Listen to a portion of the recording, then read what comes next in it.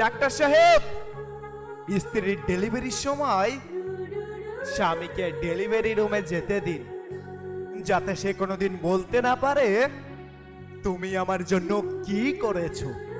যখন সে তার প্রসব বেদনার যন্ত্রণাটা দেখতে পাবে, তখন সে বুঝতে পারবে তাকে বাবা ডাক শোনানোর জন্য একটা মেয়ে কতটা কষ্টের শিকার হয়।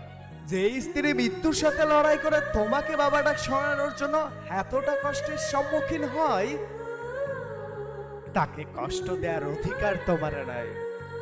নারী, তুমি পারো বটে, শত অবহেলা সহ্য করার পরও তারপরও সকলকে খুশি করার জন্য আপ্রাণ চেষ্টা করে যাও। সবকিছু কত সহজেই ভুলে যেতে পারো তুমি।